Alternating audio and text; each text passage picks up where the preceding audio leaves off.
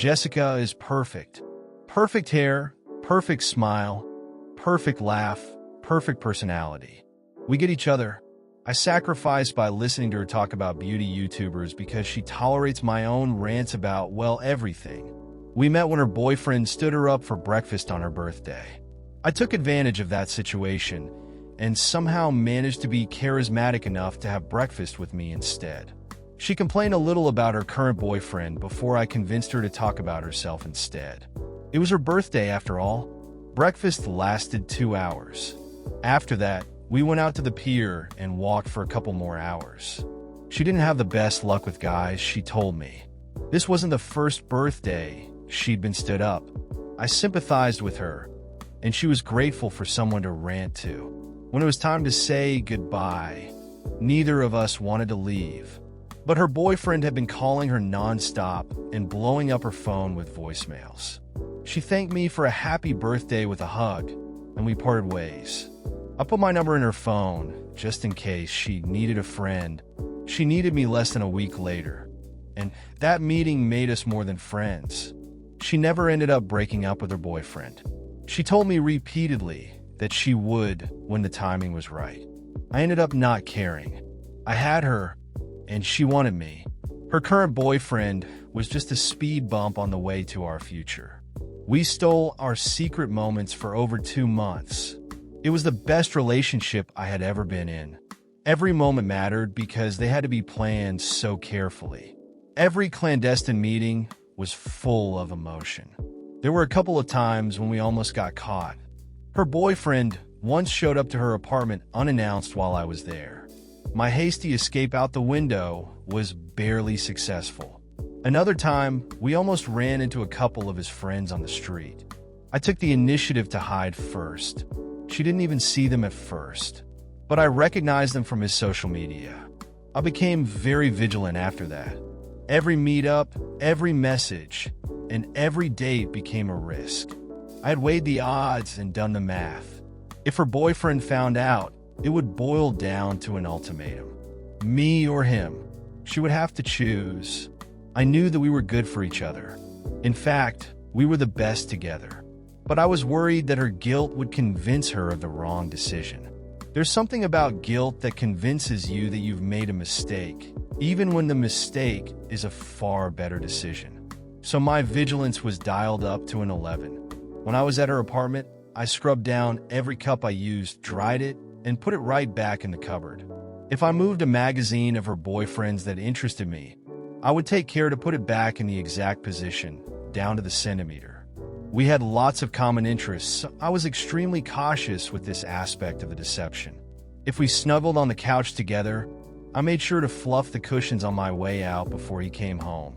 If we were watching a DVD, I made sure to put the DVD back perfectly in the case and back on the shelf in its exact position.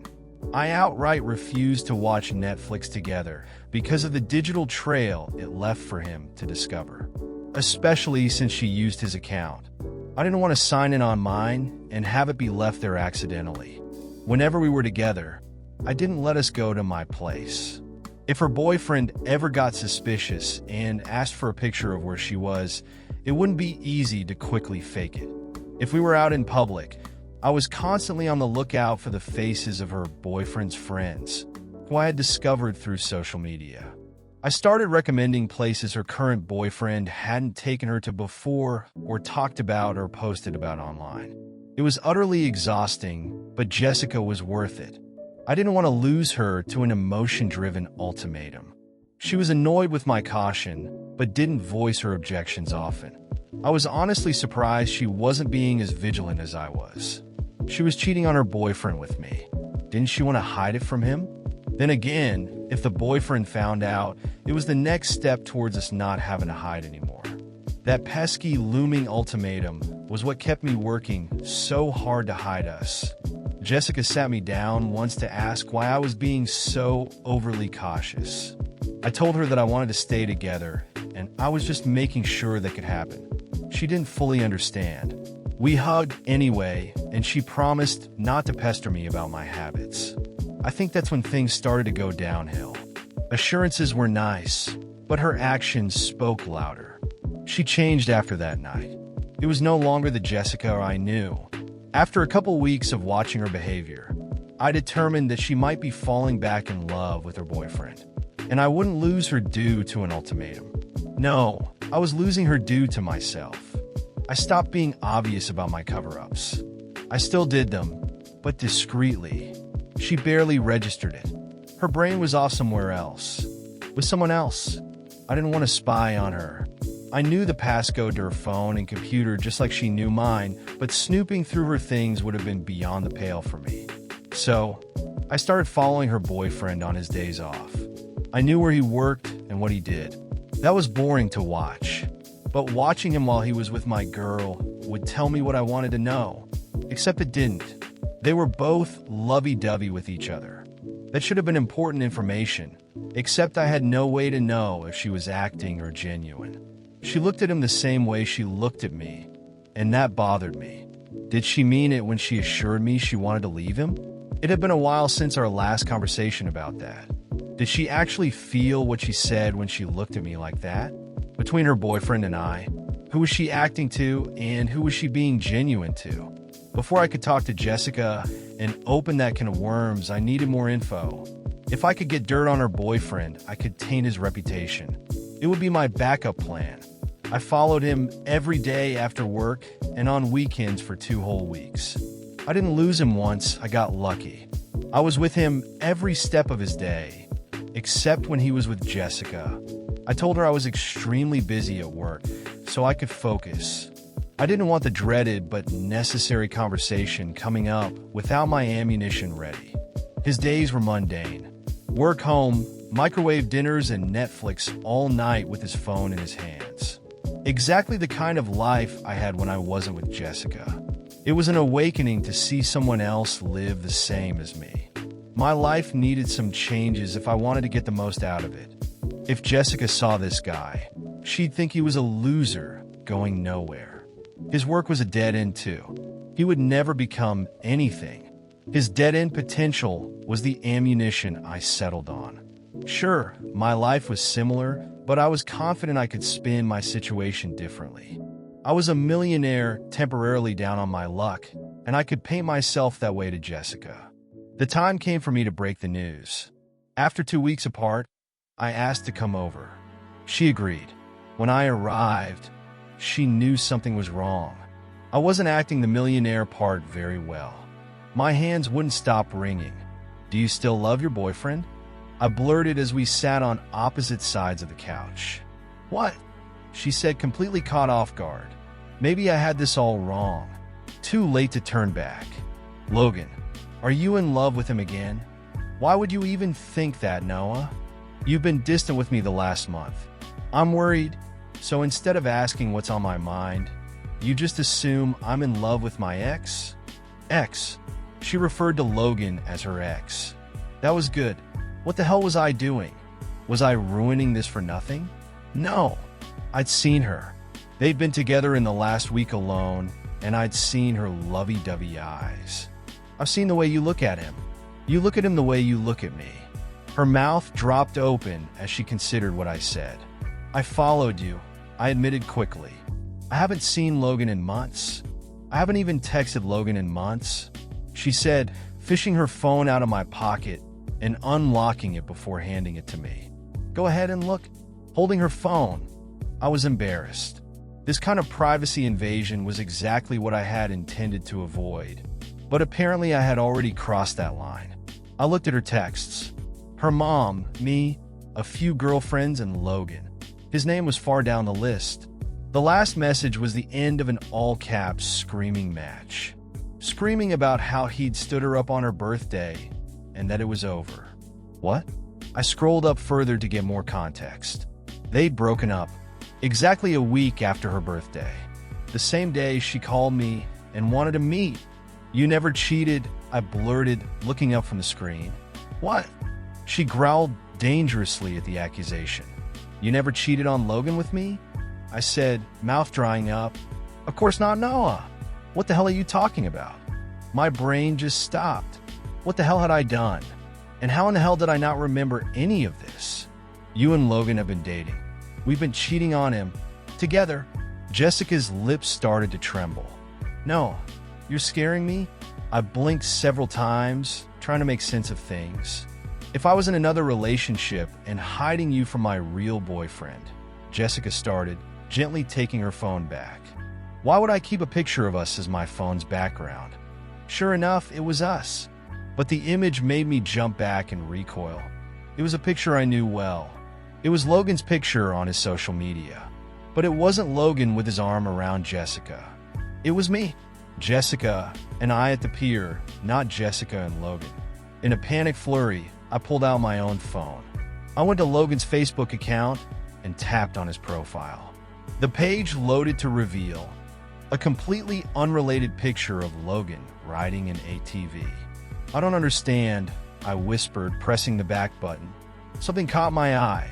My small profile picture in the corner. I clicked on it and visited my own profile. There it was, the same picture, set as my Facebook's profile picture. I didn't remember setting it, but there it was. What the hell? I must have looked terrified when I looked back up at Jessica because she moved in to hug me. "It's okay," she mumbled while I trembled in her arms. "What's wrong with me? What's wrong with my brain?" I chanted. "Let me get it all out." Finally, we separated and sat back. I told her everything. How I'd been following Logan, her ex-boyfriend, for 2 weeks. Why I'd been so meticulous in setting everything up just right to avoid being caught. I swore I told her why I was doing those things, but she claimed I never did.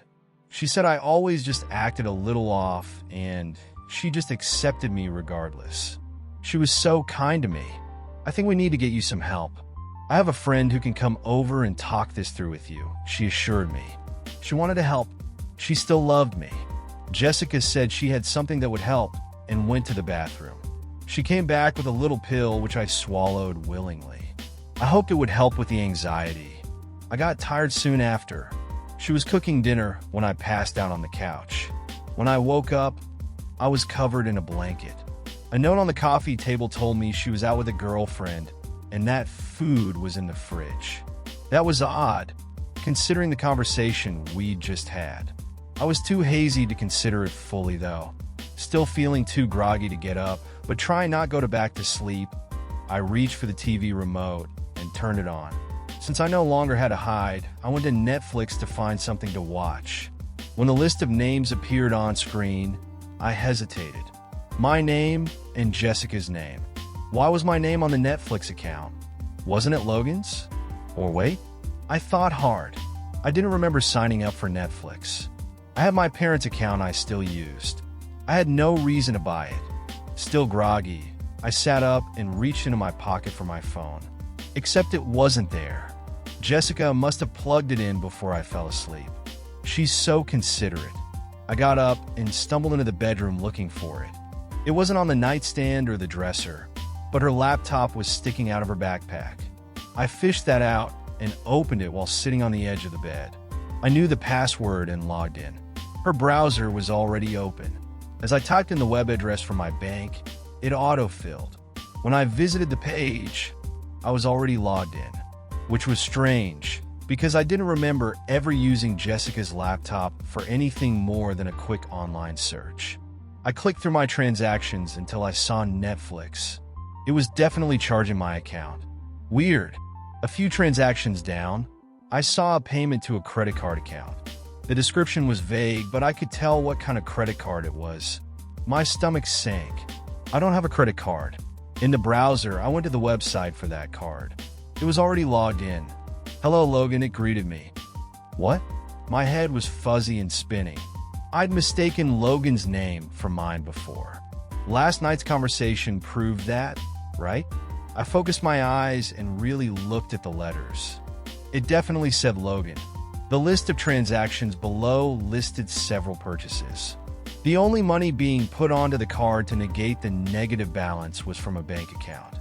My bank account. I was being hustled. A side job. A money scheme. I was nothing more than The apartment door opened. My brain, still foggy, did what made the most sense to it. The laptop shattered the window, and I exited right after it. I hit the bushes from the second story, rolled unsteadily to my feet, and ran. No! Someone screamed from the window. I looked back and saw a man, Logan. He dropped out the window and began pounding the pavement behind me. Everything was still a blur, to the point that I kept tripping over my own feet but catching myself in time. The air was freezing and everything was dark. The streetlights barely gave enough light. Or maybe my eyes wouldn't open fully. I stumbled hard against a parked car and hit my head. The impact was too much and I careened to the ground. The pavement was rough and cut up my skin. An ungodly loud sound made me cover my ears in pain. After a few seconds, I realized it was a car horn. A car had braked hard, barely stopping in time before I was mowed down. "Hey man, you alright?" The driver was saying, stepping out of the car.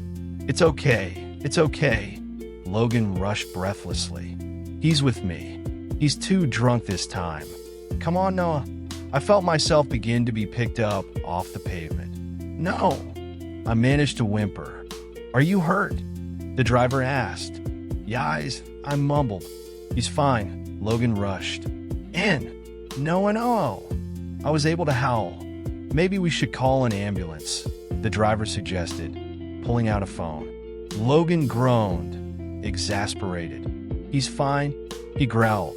Logan's tone triggered suspicion in the driver. His next question was intentionally calculated. "Do you know this man?" he asked me, watching my face intently while Logan propped me up. I was very particular to shake my head as steadily as I could. "No," I said firmly through my lucid state. Logan dropped me, and I heard his footfalls rush off into the dark. "Hang on, I'm calling an ambulance," the driver said, dialing on his phone. I'd been drugged, and not just that time, but any time I expressed any doubt about Logan and their relationship. Jessica had coaxed me into a drug that would hurt my memory. It made me pliable. They changed profile pictures and account names and phone contact names. The swapping of names confused my memory sufficiently that Jessica could explain away any discrepancies, and I would by the gaslighting. My stupor of thought had been right. It was a financial hustle. They were bleeding me dry while they had access to all of my information. Credit cards and services in my name, paying for credit card debt and luxuries with my hard-earned cash. The relationship was symbiotic in a way, though. They paid my bills and credit cards on time every time. They didn't want to risk any mail getting into my possession, something that would be harder to explain away. As a result, my credit score shot up. They took good care of my financial health, leaving enough to ensure I never overdraft. Siphoning a little at a time. Sure, I was still left with a chunk of debt, but my long-term financial health was actually beneficial. In other words, they knew what they were doing. When I was following Logan around, he saw me the first day. Jessica got me on several servings of a cocktail of drugs that kept me high enough to be relatively lucid, yet still out of it. When I thought I was watching Logan live his life, I was actually watching me live my own life. I had taken time off from work to follow Logan, and they took advantage of that to really fuck with my memory and further drive into gaslighting. So far as I can gather, they played the story of me cheating on Logan with Jessica, so it would be a decent explanation for why he was over all the time or why his stuff was at her place. In other words, he didn't want to be as careful as I was. But, in a way, they were even more careful, even more cunning.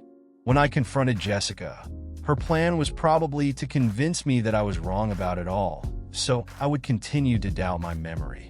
The consistent swapping of things I saw often, Netflix account names, magazines with both my and Logan's interests and social media details, was planted so I would doubt my memory when it was necessary. Bringing a friend in, whoever that would help solidify the lies. And it almost worked. They were very successful, except for the one fluke of bad luck. It's a sheer miracle that I made it out relatively unscathed. If it had gone on longer, their long-term vampirism would have started to really hurt my chances at recovery. The police say they've disappeared. Jessica and Logan weren't even her real names. The identities were stolen from yet another symbiotic relationship they had used for their gain. They're clever. They know exactly what they're doing. Thanks to that driver, I barely made it out. Barely. Who knows what Logan was going to do to me? Thank God it's over. Because they were going to ruin my life.